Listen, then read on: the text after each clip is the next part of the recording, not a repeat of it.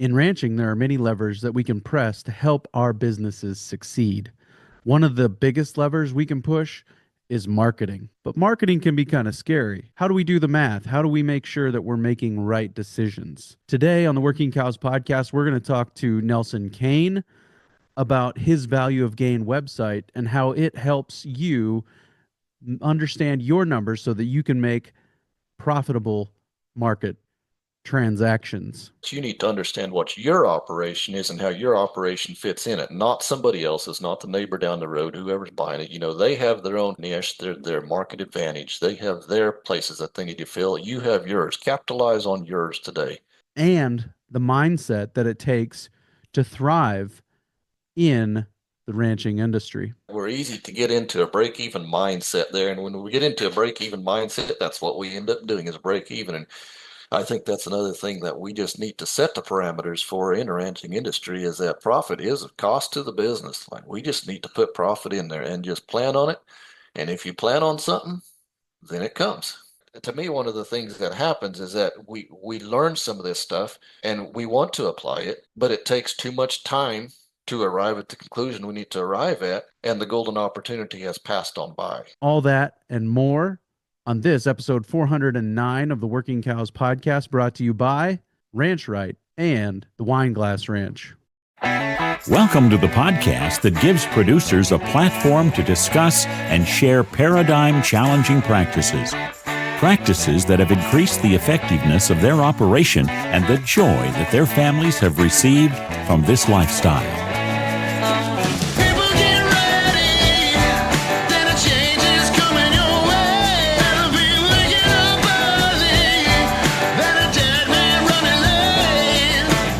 Howdy, everybody. It's Clay Conry, host of the Working Cows podcast, recorded exclusively in the Understanding Ag Studios.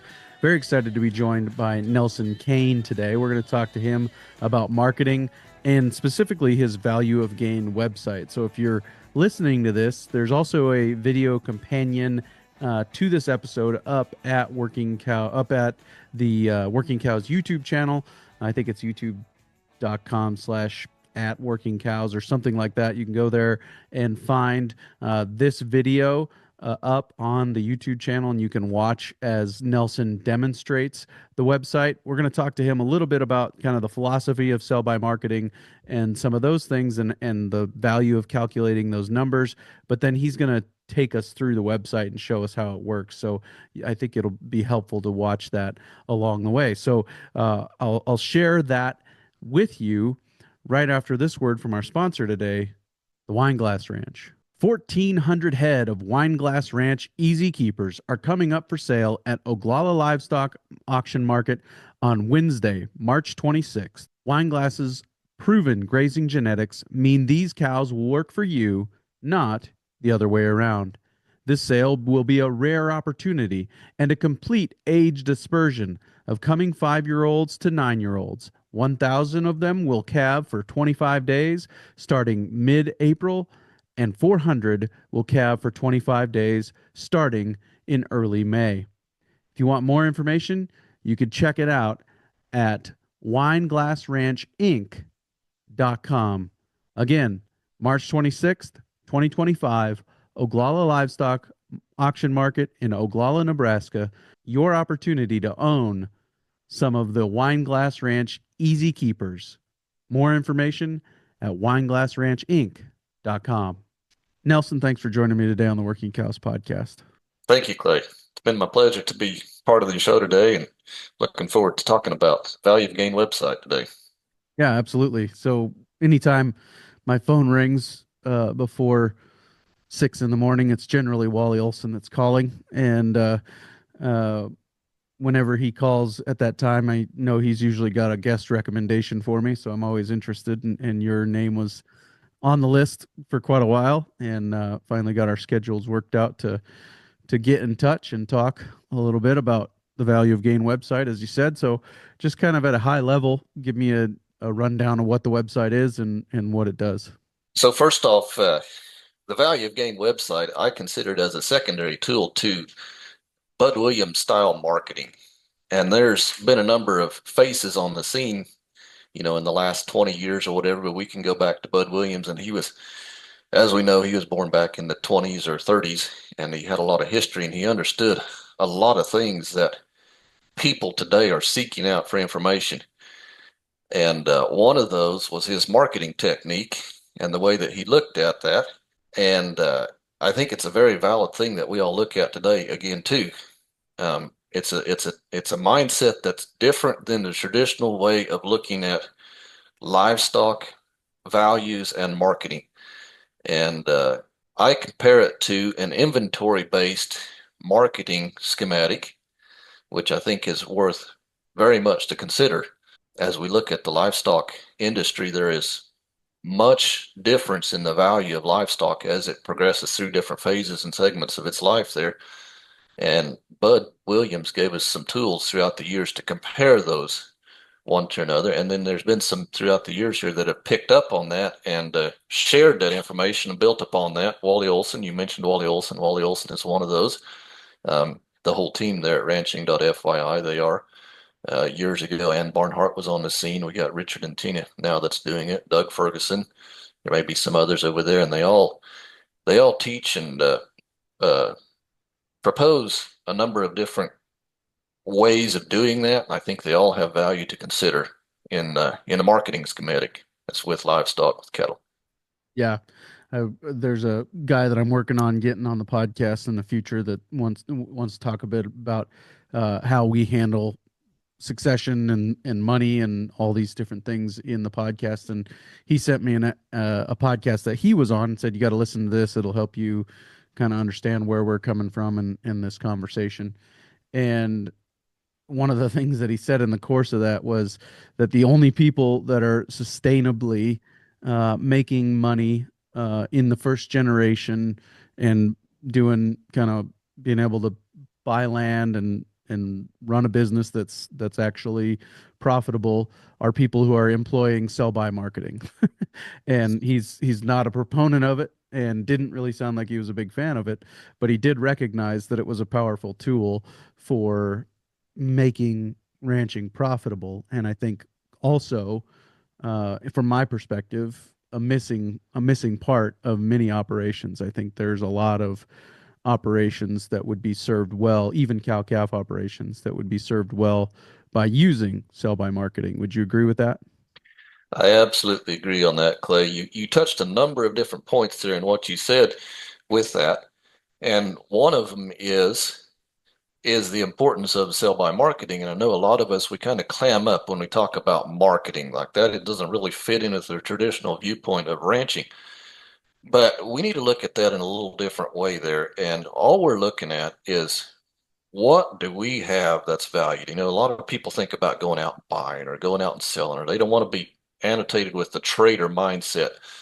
But what sell-by marketing to me does is it recognizes what we have that's overvalued and what we have that's undervalued. And that's what helps us make big choices, good, correct choices, which speaks to those first generation and multi-generation ranches if they want to continue on.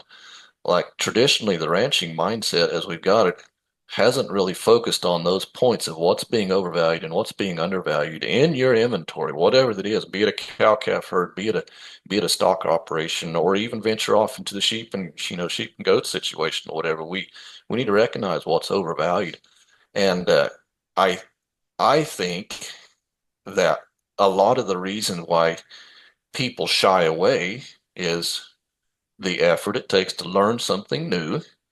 And probably the bigger thing that I notice is the tremendous amount of math calculations, and not everybody is comfortable with working with numbers, and they get bogged down in the details of numbers.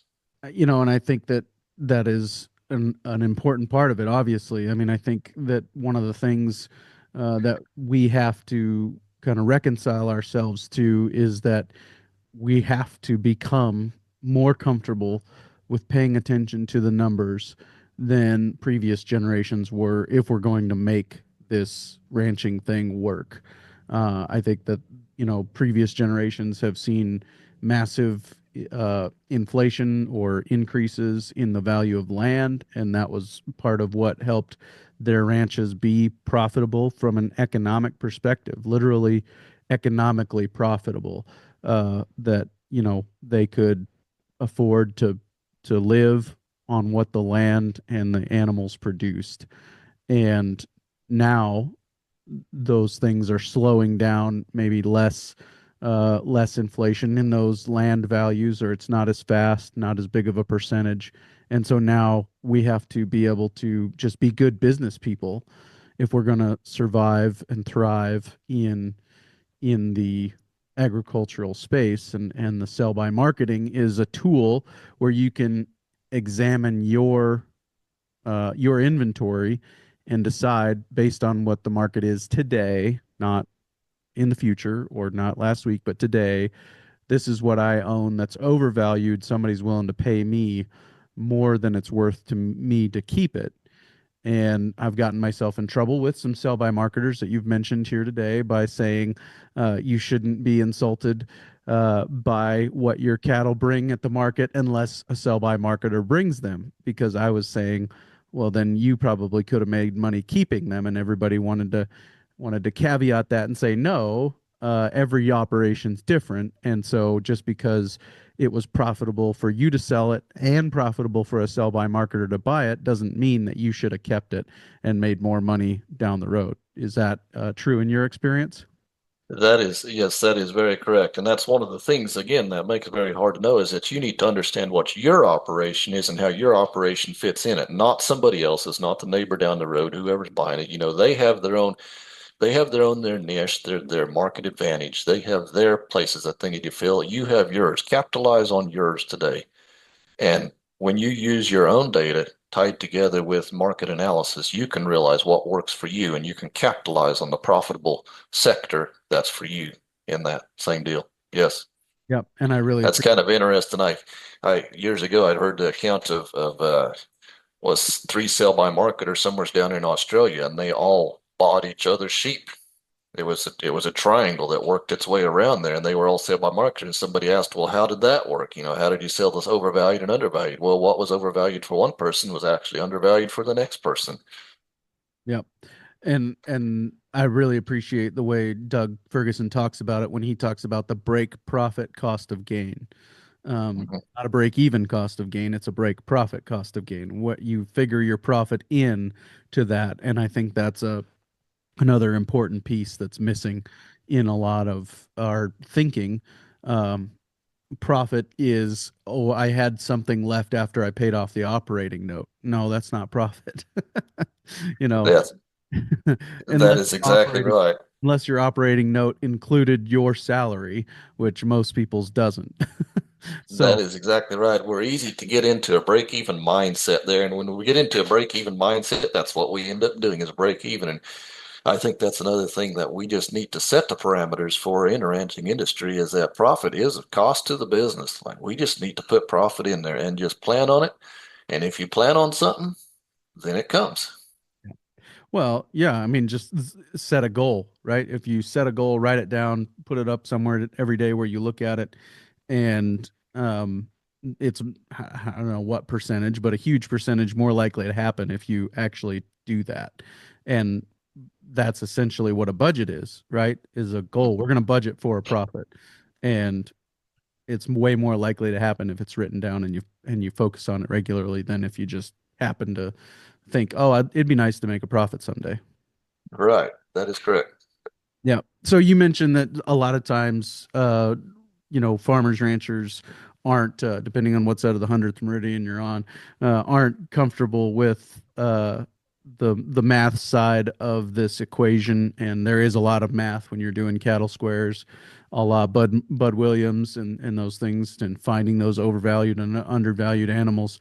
Is that part of what the website does? Is help with the math side of this process? Yes, so it does. So the cattle square is at the heart of sell by marketing. And anytime you are looking at transitioning from one class of livestock to another, from one weight to another, you can use that cattle square to evaluate what the difference is and what the value of that difference is and how it intersects with your cost on that there. Well, if you have multiple different classes that you're looking at and multiple different classes that you're looking at trading out of, you can get overwhelmed with that. So yes, that's where the website that we put together, the value of gain website that we put together has come in here, is that we have taken those calculations and done those for you and graphed them out in a way that is easy to see the value between what you sold and also between anything that is listed as for sale. And it's putting in a set of numbers, also your break profit, or however you term that, cost of gain is in there as well, and some parameters, some time parameters. Are those also part of it as well? Yes, what it's based upon is probably the true definition of sell by marketing, where we put in what we have to sell or what we have just sold there in a weight, and a value, and then also it's very important that we know our cost structure over there, and that gives us the anchor to pivot all calculations around. Well, sometimes people get bogged down with that and say, well, I don't know what I got to sell and I don't know what it's worth. Well, there's a number of different ways that one can look at that there. One of them, you can just bounce back to the cash index value, the feeder cash index value. If you want to bounce back to the fat cattle value, those things are all correlated together there, and they give you a basis. Maybe not an exact basis for your entity, your farm, but they give you a basis to start looking at it, and it'll give you a visual depiction of what can be overvalued, which can start to show you what do I have that maybe I should be looking at selling or keeping. Do you have preferred places that you would send people for that data? Are there, websites or reports, specific reports that tend to be more useful in that way? So on the value of gain website, we have tapped into the U.S. Department of Agriculture's, and we are pulling information from just about all of their reported livestock auction markets. And for anybody that's been on the list, they will see that it is much more populated on the right-hand side of the nation than it is on the left-hand side of the nation. But that is a starter, and those data, that information is pulled up live, weekly, currently updated as it comes out. No, that's very handy, because that can be kind of tricky to track down, and I don't think government websites are developed to be terribly user friendly. Yes, that's correct. That's correct. So I've went to the work to do that, to make it easy for someone else to use. That's very nice. And so, can you select different markets then to pull from, or is it kind of an average of all of them, or how does that work? Yes, I absolutely can. We have them listed out. I have my map here listed that has all of them, over 100 of them, and every one of those has got a hot link, a URL to it that we can select out any one we want to look at. And then each one of them markets are selectable too. So we got it listed by region, by state, and by town inside of each state there, and we can look at that. Okay, so if you're listening to this at this point, Nelson has pulled up his website, the valueofgain.com website, and he is kind of showing us. I'm assuming this is the back end of the website for somebody with an account. They'd be able to see this. And so if you want to go over to workingcows.net/4, well, if you want to head over to the Working Cows YouTube channel, there will be a link to it in the show notes page. You can find this episode in there with the video, so that you can follow along and see kind of what we're talking about here today, and some of the different ways that it can be used. And jump in there at this timestamp in the episode. It'll be the same in the video and the audio, and you can follow along from here, looking at what Nelson has from that perspective. So yes, so picking back up where we were, kind of, we can find our local auction mart, or the one that is USDA reported nearest to us, and pull from that data specifically. And these are automatically updated, right? That's correct. That's correct. As the USDA updates, as the auction market reporters update that, this gets picked up right away too. So these are live current data market reports. So Wow. yeah, we can see here a list of everything that is available on that. And if there would be a way to get more, we would sure look at that. But No, that's very good. Yeah, I can see just looking at my locality. I think some of those are the ones that I would pay attention to are there, and I've got a personal friend who reports for one of them, and so yeah, that's an interesting resource to have access to. So let's take a quick break and hear a word from our sponsor today, Ranch Right. Death, taxes, and paperwork. Ranch Right can help you avoid one of them. If you're a successful business, then you're probably paying some taxes. But that doesn't mean you have to be stuck inside preparing your paperwork for the accountant. Enlist the team of financial experts at Ranch Right to get you back outside of doing more of what you love. They are committed to providing you with actionable financials so that you can build a profitable business and create generational wealth. While some things in life are inevitable, being mystified by your numbers doesn't have to be one of them. If you're ready to entrust the paperwork to a team that actually enjoys this type of stuff, then visit ranchrightllc.com and get back outside to the things you enjoy. Walk me through kind of your process, how you would encourage people to make use of the website and how you go about using it. So as we scroll down to the bottom of this, here we can see the auction market report that USDA gives, and it's duplicated down here. All the notes that come out, and then broke down by the class, steers, heifers, weight classes, and all this here stuff. And then I carry this up to the middle section over here for us to start doing our calculations on. And when we do our calculations on this here, what we're doing is we're basing our value of gain off of a sell weight and a sell price up at the top. And that gives you the value of gain in between anything that's listed on there. And on this data section, we can see down here on one of these rows that's listed the value of gain for each one of those there. Then once we have the value of gain included in there, in between anything that's listed, then we can pull in our cost of gain, which, as Clay mentioned earlier, those need to include some parameters, and we need to be honest when we're figuring our cost of gain. They need to include all our costs that are directly related to this transaction, including a profit cost. But as we do that, then we can start seeing how much overvalued or undervalued, or on my website, I use the term relative value.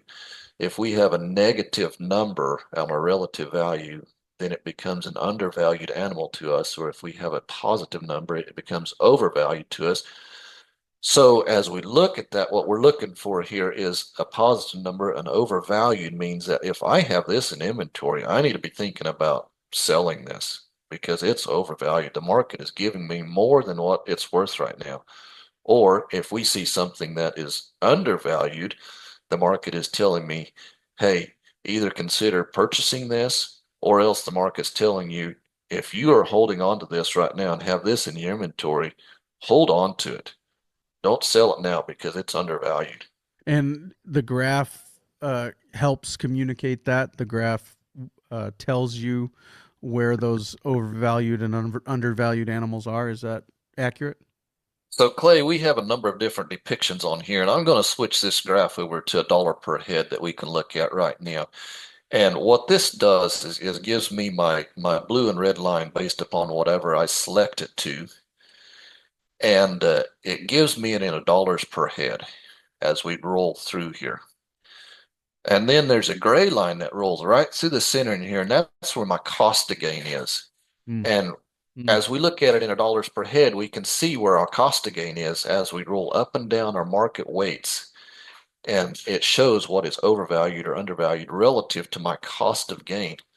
And then to me, this is the powerful tool that is worth so much, because when we switched over to the relative value view, I flatten out my cost of gain line to a horizontal line, and the difference between the overvalued and my cost of gain, or the undervalued and my cost of gain, is drastically increased. And we can see at a glance what's overvalued, what's undervalued in that chart. So if I'm understanding this graph correctly, your let me see, your real light steers are undervalued. Correct. and some of Correct. your pretty heavy steers are undervalued. That is correct. Yes, And we have every we heifer sold was undervalued. yes, based upon what our sell market is over here. And as we adjust this down, like what I like to do is just kind of compare steers and heifers. We see that, we see the spread, we know there's a spread in between it, but if we're using on the sell market price, if we're using that as a steer, then we know we're comparing against steers. And then the red line shows a heifer, and we know that we're under different heifers. So if we would be looking at a heifer, we could roll a heifer price in here, and that chart rolls up Sure. here Okay. and corrects that. Got it. Corrects that. So we're looking at heifers. Sure. I see. But I mean that is an incredibly powerful tool to really visualize those things with just a couple of data points that I think anybody can put in there. It does the cattle square for you essentially. That's correct. And then as we talk about the dynamics in the market, and as you adjust your cost of gain there, the dynamics change significantly depending on if you have a lower cost or a high cost operation, and it opens up new dynamics for anybody. And that's kind of goes back to, sell by marketing working for anybody, Yeah. based upon each one's parameters. And yeah, talk to me a little bit about the fixed cost. That's going to be your overhead costs, right? Is that right? So the cost of gain is a cost that scales with weight difference. So the more weight you put on, the less weight, or the less weight you put on, it scales just per weight. We have included a fixed cost in there because that's a per transaction cost. Sometimes we want to trade just little bitty weight classes, and it's hard to put a cost to gain figure on there. Say if you're only swapping a 50-pound weight class, and sometimes the market gives you the opportunity to do that, but there may be a $50 or $100 startup cost in doing that. And that's where you can put just a one-time cost. Some people use some people just use that as a startup cost, whatever their processing cost is. They know that's what it is. Other people use it as a one-time opportunity cost. Like, I know that I want to make X number of dollars on each transaction that I trade. That's where that goes into. Mm. So Personally, your overhead costs are already figured into your cost of gain. Is overhead costs need to be figured into the cost of gain. Yes. Okay, that's what I kind of thought, but wanted to make sure, and that makes sense, and I appreciate that. Very good. Can you talk to me about the ways that you've seen this used over the years by different people, or testimonials, stories you've heard about people and the way that they've been using it, and maybe even kind of how this has grown and adapted over the years? So yes, I think I can just a little bit. This initially started out as an Excel spreadsheet, and I had several people keep asking me for that, and it became a nightmare to keep distributed and updated and current or whatever. So we put it onto the website like this here. But especially backgrounders, people that are interested in buying stockers or buying backgrounding operations, they're really following this here, the cost of gain, or the value of gain. And often, as you can see right now on this chart here, we're in the spring grass fever over here in the midweight section steers and heifers. Well, on this particular one, the heifers aren't so much overvalued or whatever, but those dynamics change throughout the year. And as you keep watching that constantly, that gives you an opportunity to buy and to sell all the time. And especially another thing that maybe I would mention over here is, like, one thing that people really watch is as this line is going up or as this line is going down. And what you want to be aware of is that as you have weights in your inventory, as you're coming up to the top of that top mark, you need to be starting to think about getting out of those. Can you talk to me a little bit about your personal operation and how you have been using these ideas over the years? So I've had invested in some cattle in some in the backgrounding yard in the past over there, and that has been a very beneficial tool for us too in that there. And also on the cow calf side, like, we watch that whenever we got some calves to sell over here. We want to watch that there. And when we have calves that the market is undervaluing over there, it gives us a signal to keep on to those and hold on to them. When we get them up to the top of that market, let's get rid of them. Let's move them out. That's how that has applied to my operation. Sure. Yep. And I'm sure there's privacy issues and all that, but I mean, is there kind of has this have you learned anything, or have there been kind of revelations that have come to you based on the fact that you've had all of this data and been able to see it in this visualized way for so long? Yes, it just reaffirms in my mind there how that the dynamics of the market are constantly changing, and one needs to be constantly aware of what's going on. If one wants to be in business for profit, you need to be aware of what's going on, and that'd probably be the big mark that I would sell out to each one here, is that to be aware of what's going on, and this is a tool to do that. Sure. And have you seen? I mean, you mentioned your cow calf using this as well. So, that's just kind of a you keep an eye on this tool and looking at your own inventory and saying, okay, now looks to be about the time that we're gonna pull the trigger on selling these animals. Is that right? Yes, on the calf side of that is coming soon. We are working on a cow calculator also on the cow side of this deal, and there looks to be like tremendous opportunity in recognizing the value, overvalued and undervalued in the cow side. Um, it's a much more complicated chart or data to show out for everybody, but we are working at developing a cow calf deal, and I'm really excited about that coming on in the future. I think that's going to open up some big doors for capturing profit on a cow calf side. When we Are start thinking about selling out cows as they become overvalued, or selling out buying into cows when they're undervalued, or the relationship between cows and keeping heifers for breeding and versus selling heifers, or as we approach end of life or coal market or whatever. is part of the challenge of developing that cow calculator the fact that, in my understanding, market reports aren't generally by age, right? The market report isn't generally going to tell you the specific age of each animal. Is that right? That's a part of it, and there's a huge variation in reported cow values over there. And as anyone that's sat in the auction barn knows, I mean, like, there's a wide range that cows can go for. And if your auction market reporter isn't reporting those all, you miss a lot of that data. So Are there some strategies or tips or tricks that you would encourage people maybe to employ that would help? I mean, short of, and maybe this is the tip, but sitting at the auction market yourself every so often and keeping an eye on some of those things to try and get a better idea of how the real world actually matches up with the reported markets. Are there things like that that you think are useful?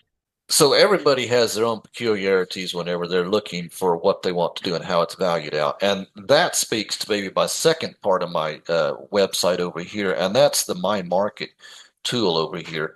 And My Market is a tool that you can put together. You can put together your own market data on, and you can make your own chart. And that's based upon, as you're sitting in the own auction market yourself, you can be adjusting that and saying, hey, I got this, and I'm watching this, I can buy this for this. And that puts your own data in there and gives you that depiction that you need Mm. for that. Yep. And that's what we're working on the cow calf side also, is the ability to put your own cow age, value, and what is the market for you in your own locale. Mm. Yeah, it becomes a full inventory value calculator at that point. You can calculate That's the correct. inventory of your Personalized for cows. you. Yep. Personalized for you. And to me, this is a very powerful deal here, this My Market tool, because there's a number of different ways that you can look at that. One of the ways is that you can go in here and you can just put up everything that is in your inventory in here, and it gives you a graph on there saying, hey, this is overvalued, this is undervalued, based upon what I'm seeing. If I was to go private treaty, if I'm going to call up a buyer and say, I've got X, Y, and Z weights on my here, and he gives me a price for this here, well, I can see how it fits in with my inventory schematic. Yeah, I really, really appreciate the tool. So let's talk a little bit about what does it cost? What is a membership how much does it cost, and how does the onboarding process work? So if you go to valuegain.com, there's a free sign up period. It gives you 30 days access to it. Anyone's welcome to a trial period. And if it fits into their operation, they'll be reminded when they come to the end of that 30-day trial period to come to renew or to create a membership in there. And the membership is going to be on a monthly subscription, be an auto renewing deal, and we're setting it at $50 a month. We're going to be offering that, so $600 a year. To me, very minimal cost, considering the money that's flowing through a livestock operation and for the amount of information that you get from it. So I encourage anyone to try it out, and always looking for feedback too. If there's anything that we can add and make it more beneficial for anybody's operation, we're looking for ways to do that. Sure. You mentioned the soon coming cow calculator. Are there other things that are kind of ideas that you've had that you're testing, that you're thinking about in the future? I have some ideas. One thing I would like to do is set up a favorites auction market report so anybody could select their own particular auction market report that they would like to be following. And rather than having to go onto the website and look at it, they would just get an email report. I think that would be pretty neat. If you're in the business, if you're in the sell by business, whatever marketing, that each morning that you get a graph on your email saying, hey, and then if you want to drill down in the details, that you could look at that a little bit further. Yep. And so again, on your operation, are you guys doing a fair amount of sell by marketing? Clay, actually, I don't have just a lot of acreage nor livestock, but yes, what we are doing, we are using this technique with. Yes. Yeah. I'm in the same boat, by the way. Yeah. I have had some challenges in the past. So we've had some background a lot, and we've got caught with high death losses in the past. And while sell by marketing is a tool definitely to overcome it, but there's some things that's just hard to overcome. So yeah, zero is hard to recover from, right? That's right. Yeah. Like I said at the South Dakota Grassland Coalition's annual conference, my high school report card would tell you zero is hard to overcome. Yeah. You got to turn in homework. You can't just show up for the test. So, yeah. So what else are we missing here? Or other things that you would say, this is a piece of this puzzle that people should really know about as far as the website or sell by marketing in your experience, in your mind? Well, as I think of it, and I've talked about it earlier there, but I just want to repeat this again. Like sell by marketing has a place for everybody in the ranching industry, and I encourage anybody to educate themselves on how that it can fit into your operation. And there's schools out there to teach you, and go ahead and learn that. Maybe even backing up just a little bit further, that there's some times in life where we go along there and we say, you know what, the stars are just lining up. Well, I'm a firm believer that there's a God up above that holds the stars in his hands, right? Amen. But there's also a certain amount of education that somebody needs to apply to. And if you're sitting in the house and all the windows are closed and you don't see the stars lining up, you've missed it. And I think that's where education fits in there. Like it takes you outside and you look up at the sky and say, hey, you know what? This lined up, this worked. So I guess that would be my first emphasis is if you are not familiar with sell by marketing, go to some effort to learn about it and see how it fits in there. And if you can find the value of sell by marketing fitting into your operation, then use my tool as a secondary tool for that. I don't want somebody to go to the effort to learn something and then not use what they've learned because of the complications that are involved. And that's how I wanted to help out the industry as a general rule, is that let's make this easy for people to see what's happening. Yeah, I appreciate that. Recently had the opportunity to speak at the South Dakota Grassland Coalition's annual conference, as I said, and towards the end, I shared a verse from Ecclesiastes 10, verse 10 says, if the axe is dull and one does not sharpen the edge, then he must use more strength. But wisdom brings success. And I think that, I've talked a lot on this podcast about sharpening the axe. And the less sharp your axe, the more force you have to use. Well, another thing Bud Williams taught us is that if we can figure out how to work cattle without using force and fear, they're going to stay more calm and more healthy.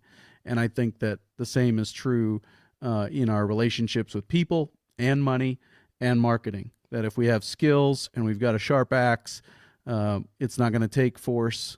It's not going to take leverage and fear as much as it is just timeliness and accuracy and getting in and out at the right times. Is that match with your experience? Yes, yes. I think you've hit it right on there, Clay. I appreciate that. Yeah, the Bible talks about, especially Solomon talks about seeking out wisdom and seeking out understanding. And I know there's a lot of different avenues that one can go down in that thinking over there. But even in our business mindset there, that we need to keep that in mind. Let's seek out some understanding, seek out some, and as we gain that, we want to be comfortable with what we're understanding and what we're learning and the wisdom that we have, and then how to apply it. Let's apply that as effectively as we can and decisively. Like, to me, one of the things that happens is that we learn some of this stuff and we want to apply it, but it takes too much time to arrive at the conclusion we need to arrive at, and the golden opportunity has passed on by. And I think that's the value of the website, right? Is it gives you the data, the information to have confidence that this is the right direction to head. This is going to help. This is going to work, right? Yes, that is right. That is right. And are there tutorials, kind of helps as far as getting people started in the onboarding process and some of that as well? Yes, there should be at the top right-hand corner of all of our pages, there should be a little question mark over there, an info deal, and it should give you a video tutorial or some text tutorials on there. And if there's any other questions down at the bottom of the website, there's a support page. Send me an email. I'd be glad to, or send me through the forum there, send me a support ticket, and I'll be glad to help out anybody. And if we need to, we'll share phone numbers. Even we'll go into a phone conversation. I want people to be. I want to help people, help them in their operation. Yeah, very good. Well, Nelson, I really appreciate the time today. Thank you so much for taking time to join me and send everybody your direction to the valueofgain.com website. It's on the screen right now. If you're watching on YouTube, it'll be in the show notes page for today, and you'll be able to head over there and check it out for yourself. Use it for 30 days, and see if it's right for your business. Thank you, Clay. Enjoy the time together with you. Very good stuff there with Nelson. Really appreciate him taking the time to put the website together and give us a walkthrough of how it works. I think very powerful tool there. If you're interested in it, might be a good time of year to check it out. Coming up next week on the Working Cows podcast, I think we're going to finally get to Chuck Schembri, and we're going to talk to Chuck about regenerating our food system. How do we go about, even in the orchards, integrating livestock and making profitable changes to the soil health of our food system? That's going to be a big part of succeeding in the years to come, and we're going to talk to Chuck about that coming your way real soon on another episode of the Working Cows podcast. We'll see you then. We invite you to visit workingcows.net to subscribe to the show via iTunes or Stitcher. You'll also find detailed show notes pages, resources from our guests, and the industry leaders who have influenced them. For more ideas on putting your cows to work for you in a more profitable way, tune in next week.